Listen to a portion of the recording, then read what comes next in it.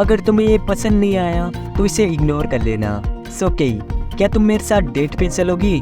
पिछले एपिसोड में हमने देखा था कि सभी थर्ड ईयर्स की ग्रेजुएशन सेरेमनी स्टार्ट होती है और फिर इसके बाद सभी थर्ड ईयर के स्टूडेंट्स स्कूल से जाने लगते हैं और मनाबो ने होरिकिता को उसके आखिरी दिन में मिलने के लिए बुलाया होता है। पर यहाँ पे होरिकिता मनाबो से मिलने के लिए अभी तक तैयार नहीं होती है और यहाँ पे आयनोकुची उससे मिलने चला जाता है। तब वहाँ पे मनाबो आयनोकुची से फेवर मांगता है कि वो होरिकिता की मदद करे। फिर मनाबो जब जाने ही लगता है तभी होरिकिता अपने बाल काटकर उसके पास आ जाती है और फिर वो दोनों पहली बार बहुत ही खुश होकर एक दूसरे से गले मिलते हैं। अब यहाँ पे कैफे पे आयनोकुची और हियोरी बैठे हुए होते हैं और यहाँ पे हियोरी ने आयनोकुची को ये बुक पढ़ने के लिए दिया होता है और वो दोनों उसी बुक की थोड़ी बातें करते हैं। फिर हियोरी उससे पूछती है कि वेल बाय द वे मुझे तुमसे साफ साफ पूछना है कि क्या तुमने रुएन कुन को बदला था आयनोकुची कुन? फिर आयनोकुची कहता है कि वेल तुम्हें ऐसा क्यों लगता है? फिर हियोरी कहती है कि मैंने तो बस उन पजल्स के कुछ पीसेस को जोड़ा था, पर अगर इन सब चीज़ के ऊपर तुम्हें बात करने में कोई दिक्कत है तो फिर मुझे माफ़ करना, पर मैं सभी चीज़ों को क्लियर करना चाहती थी ताकि मैं बात को आगे बढ़ा सकूं। फिर आयनोकुची कहता है कि आगे बढ़ा सकूं, इसका क्या मतलब? फिर हियोरी कहती है कि वेल मैं बस तुमसे इसके बारे में बात करना चाहती थी कि हमने कैसे फाइनल एग्जाम में क्लास बी के साथ कम्पीट किया था। अपने अपोनेंट को बीमार कर देना बहुत ही बुरी चाल थी और इससे मैं काफ़ी उदास थी।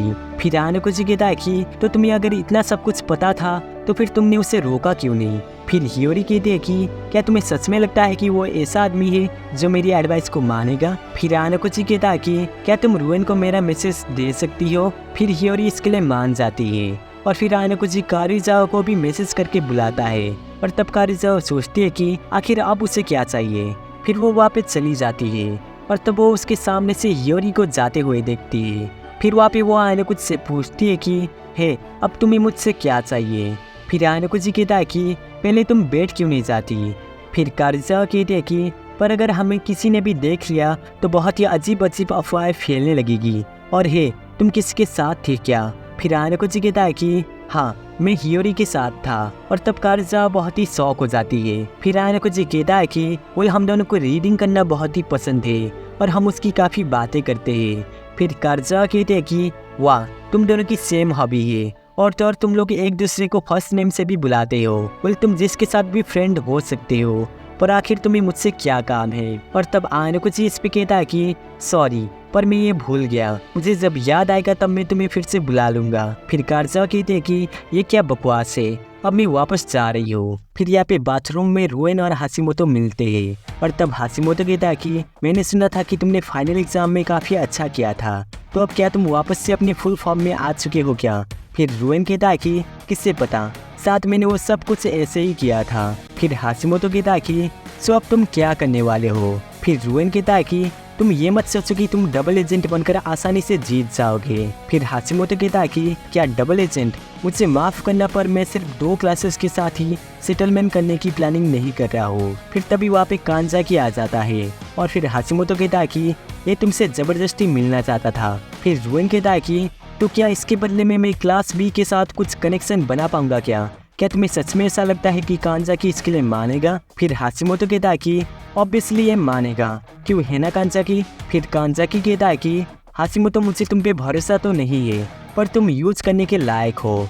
फिर रुएन कहता है कि तो कांजाकी क्या अब तुम मुझे ये बताने आए हो कि तुम लोगों को मुझसे इतनी बुरी तरह हार कर कैसा फील हो रहा है? फिर कांजाकी कहता है कि मैं तुम्हें ये बताने आया हूँ कि अब ऐसे डरपोक जैसी चाल क्लास बी के खिलाफ आगे काम नहीं करेगी। फिर रुएन कहता है कि तुम तो बस इशिनोजे के ही एक फॉलोअर हो, आखिर तुम कर भी क्या सकते हो? फिर कांजाकी कहता है कि ये बात सच है कि मैं पिछले साल तक इशिनोजे के साथ रहा था, पर अगर इशिनोजे इसमें कुछ नहीं कर सकती है तो फिर तुम जैसे दुश्मनों से मैं खुद ही अपने तरीके से ही डील करने वाला हूँ। फिर अगले सीन में आयनोकुची कैफे से बाहर आता है और तभी इशिजाकी और इबुकी उसे रास्ते में मिल जाते हैं और तब इशिजाकी उसे कहता है कि हे आयनोकुची मैंने क्लास ए तक पहुँचने का एक खतरनाक आइडिया सोचा है, तुम हमारी क्लास को ज्वाइन कर लो। फिर इबुकी कहती है कि हाँ तुम अचानक से ये क्या बकवास कर रहे हो?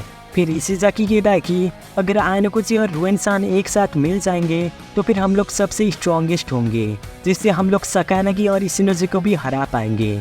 फिर आयनोकुची कहता है कि यह आइडिया उतना बुरा तो नहीं है, पर यह नहीं होने वाला है। तुम लोग उन 20 मिलियन पॉइंट्स का क्या करोगे जो कि तुम्हें क्लास ट्रांसफ़र में चाहिए होगा। और दूसरी बात, मुझे तुम लोगों के साथ दोस्त होने से ज़्यादा दुश्मन होने में मज़ा आता है। फिर इबुकी कहती है कि तुम और रुएन दोनों बहुत ही अजीब हो। फिर इसके बाद वो लोग चले जाते हैं। फिर यहाँ पे आयनोकुची इशिनोजी को पानी में भीगते हुए देखता है और तब वो उसे अपने रूम में आने के लिए कहता है। फिर यहाँ पे इशिनोजी उसके रूम में आ जाती है और तब वो कहती है कि ऐसा लगता है कि जब जब मैं वीक फील करती हूँ तब तब तुम हमेशा मुझे हेल्प करती हो। फिर आयनोकुची कहता है कि वेल अगर तुम चाहो तो तुम अपना फ्रस्ट्रेशन मुझसे बात करके निकाल सकती हो। फिर इशिनोजी कहते हैं कि मैं ऐसा नहीं कर सकती, मैं तुम्हारे ऊपर बहुत ही निर्भर हो चुकी हूँ और मुझे तुम्हें बार बार अपना कमज़ोर रूप नहीं दिखाना चाहिए। फिर आयनोकुची कहता है कि क्या तुम मुझ पर भरोसा नहीं करती हो क्या? फिर इशिनोजी कहते हैं कि नहीं, ऐसी बात नहीं है और साथ अभी मैं किसी दूसरे से ज़्यादा सबसे ज़्यादा भरोसा तुम पे ही करती हूँ। फिर आयनोकुची कहता है कि भले ही हम दोनों एक दूसरे के दुश्मन हैं। फिर इशिनोजी कहते हैं कि मैं तुम्हें अपना दुश्मन नहीं मानती हूँ और ना ही तुम मेरे दोस्त हो, पर तुम ऐसे इंसान हो जिस पे मैं भरोसा कर सकती हूँ। मैंने जब कल होरिकिता-सान से बात की थी तब मुझे पता लग गया था कि वो इस साल में बहुत ही मैच्योर हो चुकी है और सेम यही बात सकानागी-सान और रुएन-कुन पे भी लागू करती है। सभी क्लास के लीडर्स इतने ज़्यादा स्ट्रॉन्ग हो रहे हैं तो क्या मैं अब उनका सामना कर भी पाऊंगी या नहीं? मुझे बहुत ही डर लग रहा है। अब मुझे 1 साल बाद क्या करना चाहिए? आखिर अब मैं क्या करूँ? और वो अपने आँख बंद करके रोने लगती है। फिर आयनोकुची उसे सीधा करता है और वो कहता है कि हे इशिनोजी, 1 साल बाद क्यों ना हम यहाँ पे ऐसे ही मिलते हैं, सिर्फ हम दोनों एक साथ। क्या तुम मुझसे वादा करोगी कि तुम इस साल का बिना हिचकिचाए सामना करके मुझसे अगले साल पे यहीं पे मिलोगी? फिर इशिनोजी कहते हैं कि पर अगर उस वक्त हमारे क्लास पे कुछ भी हुआ तो? फिर आयनोकुची कहता है कि उससे कोई फ़र्क नहीं पड़ेगा। मैं तुम्हें वादा करता हूँ कि अभी मैं तुमसे जो कहना चाहता हूँ वो मैं तुम्हें अगले साल मिलने के बाद ही बताऊँगा। फिर इशिनोजी कहते हैं कि तो फिर मैं भी तुमसे वादा करती हूँ कि मैं अगले साल बहुत ही अच्छे से फाइट करूँगी और मैं क्लास ए तक पहुँचने की पूरी कोशिश करूँगी। फिर आयनोकुची सोचता है कि फ्यूचर अभी डिटरमाइंड होना बाकी है, पर अगर इशिनोजी कभी भी हार गई तो उसे हराने वाला सिर्फ और सिर्फ मैं ही हूँगा। अब यहाँ पे रुएन आयनोकुची से मिलता है और तब वो कहता है कि तुमने हियोरी से ये मैसेज क्यों भेजा? इसका क्या मतलब है कि मैं और अच्छा कर सकता था? फिर आयनोकुची कहता है कि इसका वही मतलब है जो इसमें लिखा है। अगर तुम्हें फिर से कोई बकवास हरकतें करने की वजह से स्कूल से जाना पड़ा तो मैं बहुत ही अकेला हो जाऊंगा। फिर रुएन कहता है कि सकानागी जैसे के साथ हारने के बाद भी तुम बहुत ही बड़ी बड़ी बातें कर रहे हो। फिर आयनोकुची कहता है कि ये सच है कि मैं उससे हार गया था और आखिर में मैं ही कमांडर था, इसलिए मैं कोई एक्सक्यूजेस भी नहीं बना सकता हो। फिर रुएन कहता है कि तुम मुझे नीचा दिखा रहे हो क्या? तुमने मुझे पहले हराया है, इसलिए तुम सकानागी के साथ तो हार ही नहीं सकते हो। शायद तुम्हें उसके साथ कम्पीट करने में कोई इंटरेस्ट ही नहीं होगा, या फिर तुम्हारे साथ ऐसा इंसिडेंट हुआ होगा जो तुम कंट्रोल ही नहीं कर सकते होगे। फिर आयनोकुची कहता है कि तो अब तुम क्या करने वाले हो रुएन? फिर रुएन कहता है कि मैं इस ब्रेक को थोड़े टाइम के लिए एंजॉय करने वाला हूँ और जब मैं मजे करके थक जाऊंगा तब मैं सकानागी और इशिनोजी को वार्म अप के लिए ख़त्म कर दूंगा और तुम्हें इस स्कूल से कोई निकालने वाला है तो वो सिर्फ और सिर्फ मैं ही हूँ। फिर वो अपनी 2 उंगली से उसके ऊपर हमला करता है पर आयनोकुची उसे डॉज कर लेता है। फिर रुएन अपने लात से उसको हमला करता है पर आयनोकुची उसे रोक लेता है और वो कहता है कि ये उतना भी बुरा नहीं था, तुम्हारे पास पोटेंशियल है रुएन, तुम्हें और भी ज़्यादा ग्रो करना होगा। फिर रुएन कहता है कि आखिर तुम कब से मेरे मास्टर बन गए? फिर आयनोकुची कहता है कि तुमने क्लास बी के खिलाफ जो चालें चली थी, अगर किसी को भी उसका एविडेंस मिल जाता ना तो फिर तुम्हारी बैंड बच जाती। तुम अगर ऐसे ही अपनी गंदी चालों को चलते रहोगे तो तुम्हें मुझसे रीमैच करने का भी मौका नहीं मिलेगा। ऐसी चीज़ें मत करो जिससे तुम्हें खतरा हो। फिर रुएन कहता है कि ठीक है, मैं अभी के लिए तुम्हारी इस बकवास से एडवाइस को मान लेता हूँ, पर मैं तुम्हें एक ना एक दिन ज़रूर ख़त्म कर दूंगा। और फिर वो चला जाता है। फिर आयनोकुची कहता है कि अगर तुमने मुझे हराया तो ये उतना भी बुरा नहीं होगा। फिर यहाँ पे कैफे पे कारुजावा अपनी दोस्तों के साथ होती है और वहाँ पे वो सभी थोड़ी हंसी मजाक कर रहे होते हैं, पर कारुजावा आयनोकुची को याद करके बहुत ही निराश हो रही होती है, इसलिए वो उनसे बहाना बना के चली जाती है। और तब शिनोहारा कहती है कि तुम्हें नहीं लगता क्या कि कारुजावा आज थोड़ी उदास थी? और तब सातो कहती है कि उसके साथ कुछ हुआ है क्या? फिर चियाकी कहती है कि और वैसे सातो तुम्हारा आयनोकुची के साथ कैसा चल रहा है? और तब शिनोहारा भी कहती है कि हाँ सही कहा, तुमने कहा था कि तुम मुझसे कन्फेस करने वाली हो। फिर सातो कहती है कि तुम लोग ये बात किसी को भी मत बताना।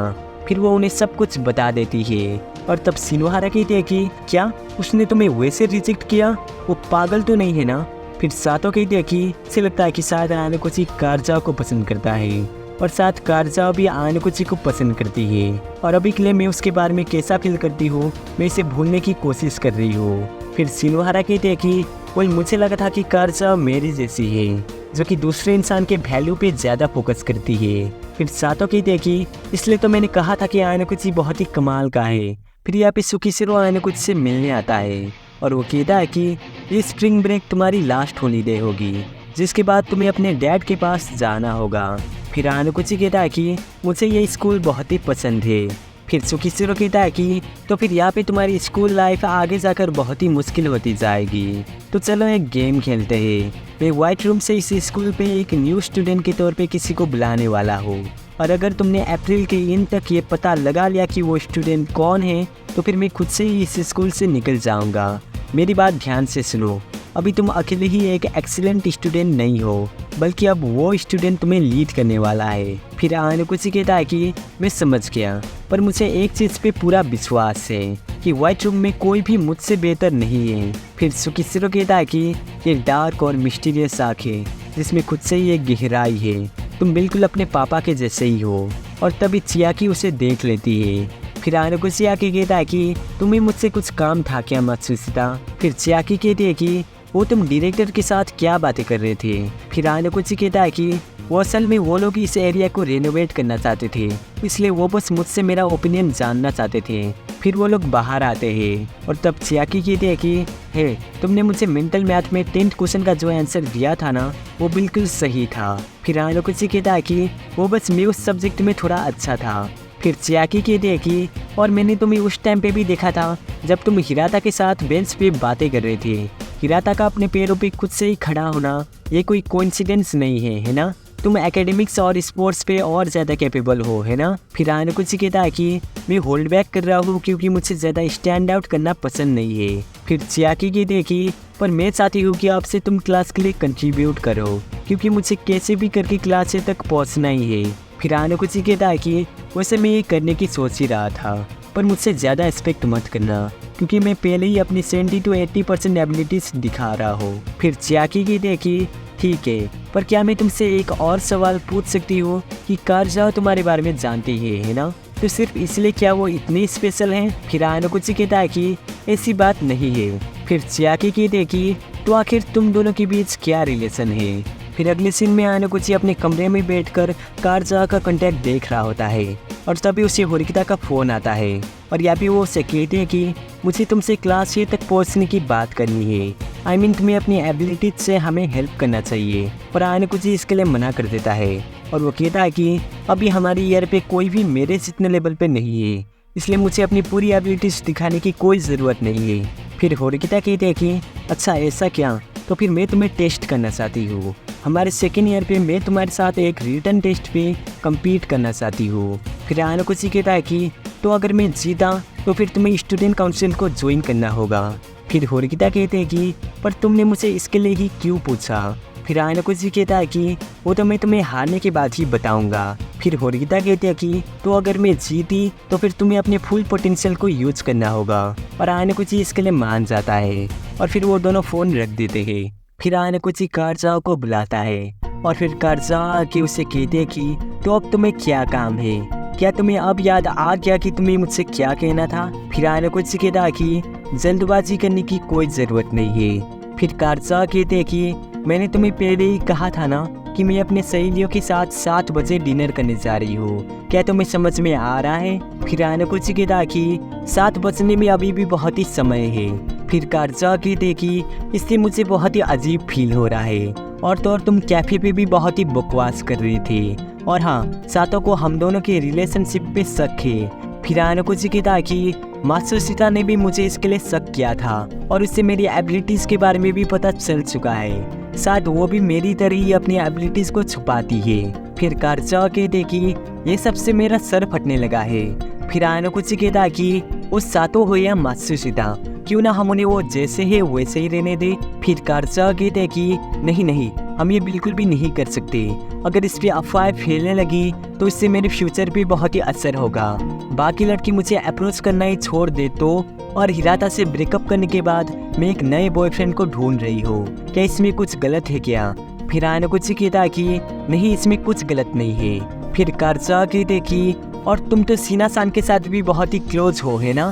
और तो और उसकी और तुम्हारी हॉबी भी सेम है। सो अब मैं ऐसे जा रही हूँ। पर तब यहाँ आयन को उसे रोक लेता है और वो कहता है कि अगर तुम्हें ये पसंद नहीं आया तो इसे इग्नोर कर लेना। सो क्या तुम मेरे साथ डेट पे चलोगी? अब इसे सुनकर कारजाओ की तो होश ही उड़ जाते हैं। फिर वो कहते हैं कि एक मिनट रुको, मुझे कुछ समझ नहीं आ रहा है कि आखिर तुम क्या कह रहे हो, ये कैसा मजाक है? तुम तो सीना-सान को लाइक करते हो, है ना? फिर आयन को कहता कि वो तो मैंने बस तुम जेलस होगी या नहीं ये चेक करने के लिए किया था।